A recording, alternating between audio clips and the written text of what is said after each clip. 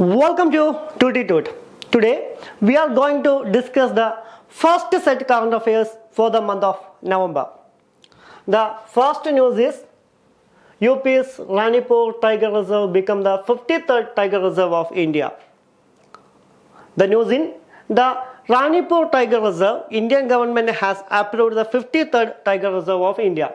The Uttar Pradesh is said to have the 4th Tiger Reserve and 53rd Tiger Reserve in India. That means the Ranipur Tiger Reserve is the 4th Tiger Reserve of the UP, that means Uttar Pradesh, and the 53rd Tiger Reserve in India.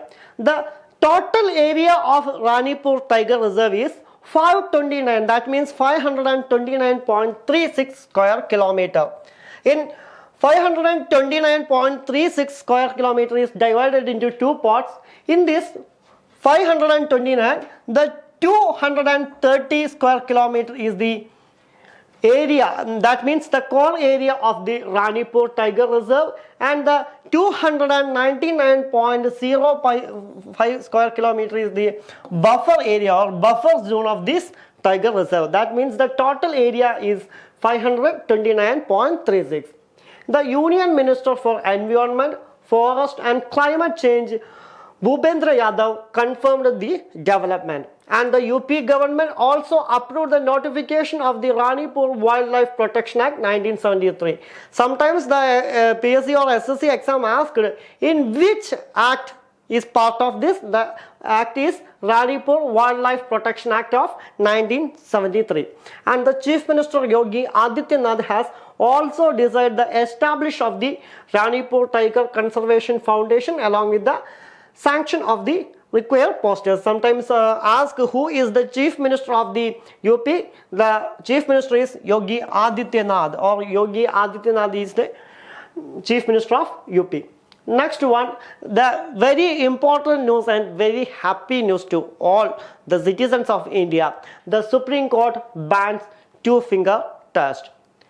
In the Supreme Court on 31 October retired the ban of the two-finger test, the rape cases, warning that persons using such a test will be deemed the guilty of misconduct.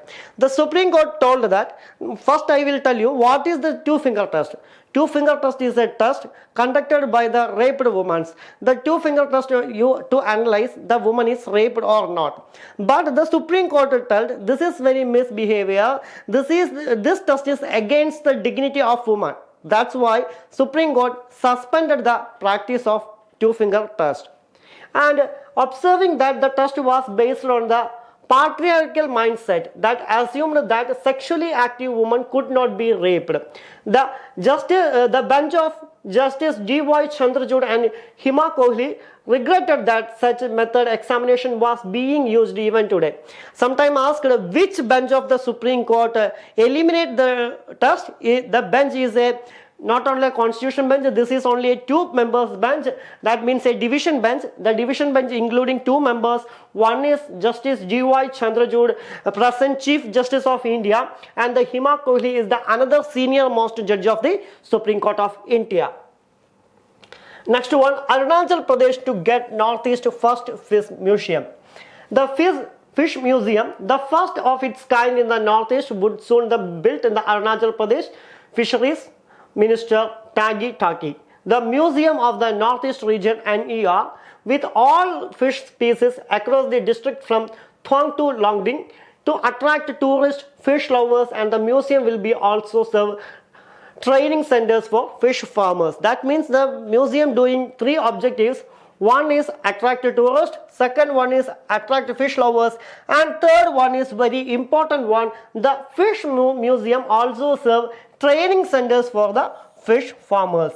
And the fish museum would be a part of India's first integrated aqua bank, that means IAP, and sanctioned by the Union Ministry of Fisheries, Animal Husbandry and Dairying, Ministry of FAHD. Sometimes ask a question from like this: India's first integrated aqua park located, that means related to the fish museum, located to which state? That is Arunachal Pradesh. And sometimes ask a static question for the examination like this: who is the governor of Arunachal Pradesh? That is Dr. B.D. Mishra on this time.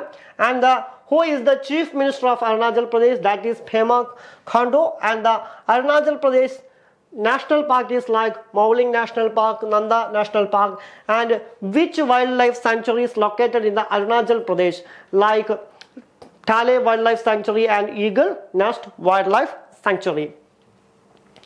Next current affair is Switzerland created record for operating the longest passenger train. That means presently the Switzerland have a Guinness World Record. The Switzerland started a longest passenger train on their railways. We are going to look that. Switzerland is now the home's world's longest passenger train. The train has 100 coaches, measures 1910 meters and consists of 4,550 seats. The train was seen passing through the mountain landscape in the Swiss Alps. That means Switzerland started a longest passenger train. The passenger train have totally 100 coaches and the measure is 1910 meters and the total seating capacity is 4,550 seat capacity. And because the reason of presently the Switzerland is celebrating 175th anniversary of Switzerland First Railway.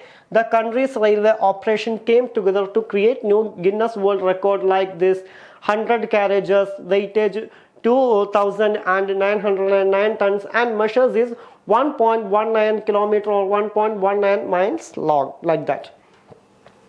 And next one, Supreme Court uphold the constitutional validity of EWS quota. We know in the 103rd amendment of Indian Constitution, they told the Constitution also provide economically weaker section reservation for the general category. The EWS is questioned so many times in the Supreme Court, and last the Supreme Court told that this is constitutional. Their 5 bench consist in the Supreme Court. 3 members supported the EWS quota, 2 members opposed the EWS quota. We are going to look that. The Supreme Court upheld the 10% reservation for the economically weaker section EWS among forward caste in the government jobs and colleges across India. A bench comprising Chief Justice of India CGL UPSC and Chief Justices Dinesh Maheshwari, Ravindra Bhatt, Bela M. Triwadi and J.B. Pardwala delivered the judgment. Of the 5 judges delivered, Justice Ravindra Bhatt and the CGL gave disassessment in the judgment. That means that is Chief Justice of India on that time, past Chief Justice of India U.U. Lalit and Ravindra Bhatt, another judge of the Supreme Court, as Ravindra Bhatt also opposed the EWS quota. And the U.U. Lalit and Ravindra Bhatt told the EWS quota is unconstitutional and invalid. On that same time, like Justice Dinesh Maheshwari, Bela M. Triwadi and J.B. Paridwala told the EWS quota is purely constitutional, that is not unconstitutional. That's why Supreme Court passed the judgment EWS quota is constitutional.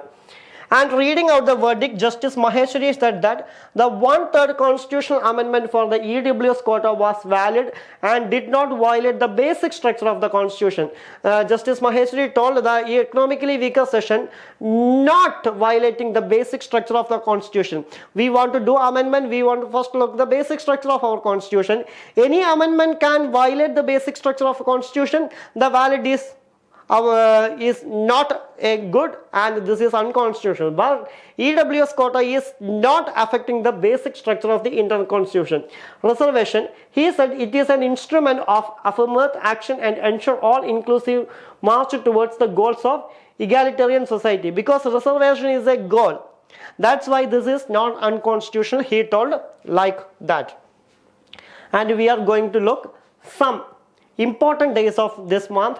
1st November is World Vegan Day and 5th November is World Radiography Day and 7th November is Infant Protection Day and World Cancer Awareness Day and 9th November is World Services Day and 10th November is Transport Day. These are the important days of this month 1 to 10.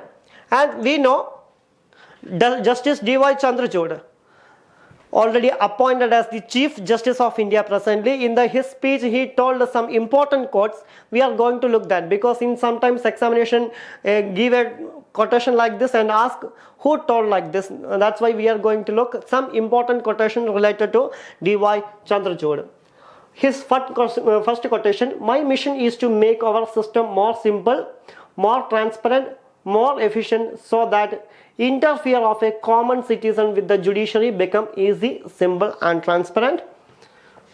Second one, we have to ensure that this faith development over the last several decades of functioning of the judiciary in post-independence India is sustained, neutered in the terms of our ability to respond the real grievance of people.